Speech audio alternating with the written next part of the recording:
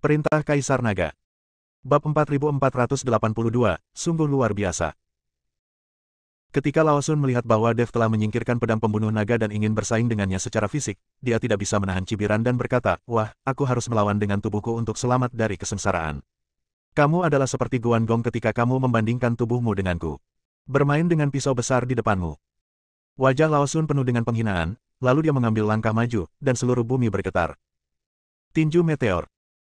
Lao Sun kemudian meninju lagi, tapi pukulan ini membawa bayangan tinju yang tak terhitung jumlahnya, dan setiap bayangan tinju seperti meteor yang menuju langsung ke arah Dev. Ketika Dev melihat ini, dia mengertakkan gigi dan membenamkan kakinya dalam-dalam ke tanah. Ledakan. Serangkaian tinju seperti meteor menghantam tubuh Dev dengan cepat mundur, meninggalkan dua jurang yang dalam di tanah. Tapi pada saat ini, Lao Sun tiba-tiba menghilang, dan skill itu muncul di depan Dev dalam sekejap mata. Dia meninju lagi, pukulan ini seperti guntur, dan sebuah lubang hitam muncul di kehampaan. Tidak ada rasa takut di mata Dev, hanya keinginan kuat untuk bertarung. Tinju cahaya suci. Dev mengepalkan tangan kanannya, mengeluarkan cahaya keemasan, lalu mengayunkannya. Bang! Pukulan ini dilempar keluar, dan kedua tinju bertabrakan, menyebabkan badai dalam sekejap. Turbulensi yang muncul di kehampaan, meski hanya berlalu sebentar, seluruh kehampaan terus bergetar. Tubuh Lao Sun mundur dengan cepat dan berhenti setelah mundur ratusan meter. Dev terbang mundur dan menghantam tanah dengan keras, menciptakan lubang sedalam puluhan meter. Lao Sun sedikit mengernyit, dan rasa jijik terhadap Dev di matanya menjadi berkurang. Pemimpin Sekte Zhou, Lao Chao dan yang lainnya telah menghalangi jalan keluar Dev. Ketika mereka melihat pemandangan ini, wajah mereka penuh dengan keterkejutan. Terutama Tian Luo dan Tian Xia. Meskipun mereka berada di alam Mahayana tingkat kedua, melihat pertempuran barusan, jika mereka berdua menghadapi Dev dengan pukulan itu, mereka pasti akan tersingkir. Dev menarik napas dalam-dalam dan terbang keluar dari lubang puluhan meter. Meskipun dia memiliki tubuh emas yang tidak bisa dihancurkan dan tinju cahaya suci, jarak di alam ini terlalu besar, tubuhnya sangat berbakat, tapi saya masih merasakan kesenjangannya saat ini. Dev menggerakkan tubuhnya yang sakit, dan setiap persendiannya terasa seperti hancur. Jika dia tidak memiliki tubuh emas yang tidak bisa dihancurkan, dan tubuh fisik yang bisa dia temper, Dev mungkin telah berubah menjadi daging dengan pukulan itu sekarang. Alam Mahayana tingkat keempat. Sungguh luar biasa. Meski aku bisa melompati dan bertarung, bagaimanapun juga, ada batasnya. Dev menatap matahari tua itu, matanya menjadi semakin serius. Dia tidak tahu apakah dia harus mengungkapkan beberapa kartu asnya. Pada saat ini, wajah Lao Sun juga menjadi serius. Dari awal bercanda hingga menjadi serius sekarang, Dev menggunakan kekuatannya sendiri untuk membuat musuh menatapnya secara langsung. Anak ini tidak boleh dipelihara, jika tidak maka pasti akan menjadi masalah serius bagi aliansi penyegel iblis. Lao Sun menyipitkan matanya, lalu melangkah maju, dan tubuhnya menghilang dalam sekejap. Ketika Dev melihat ini, kekuatan aneh tiba-tiba muncul di tubuhnya. Di kejauhan, tubuh matahari tua seperti kilat, langsung menuju ke arah Dev. Kecepatannya begitu cepat hingga hampir menembus batasan ruang dan waktu. Dengan kecepatan seperti itu, akan sulit bahkan bagi orang alam Mahayana tingkat 4 untuk menghindari dan memblokirnya. Mata Dev membelalak dan dia menatap lurus ke arah matahari tua. Dia tidak tahu apa yang dia katakan di mulutnya. Tiba-tiba, sebuah cahaya melintas di seluruh kehampaan.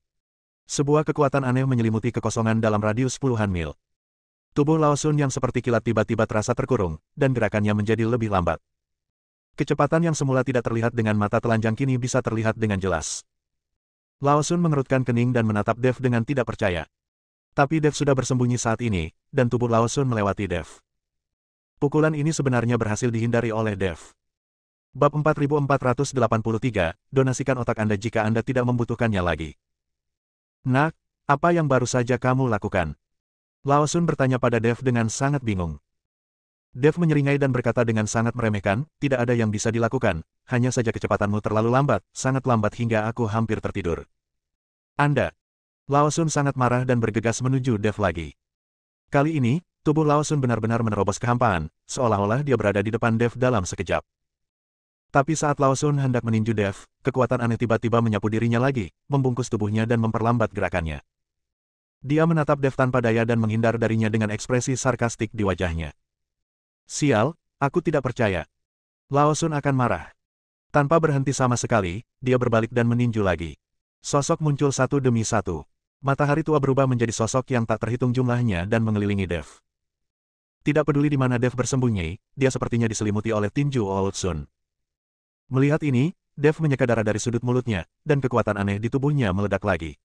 Kemudian dia maju bukannya mundur, dan benar-benar melewati Old Sun lagi. Di antara sosok yang tak terhitung jumlahnya, Dev menemukan kelemahan dan dengan mudah menghindarinya. Meski lolos dari serangan Lao Sun, wajah Dev juga menjadi pucat. Apa yang baru saja digunakan Dev adalah sumber waktu, yang dapat mengontrol waktu dalam rentang tertentu. Namun, hilangnya sumber waktu terlalu besar, dan Dev tidak dapat menggunakannya terus-menerus. Matahari tua, anak ini telah mengendalikan asal-usul waktu, kamu harus berhati-hati. Kali ini, Lao Chao berteriak dan mengingatkan Lao Sun.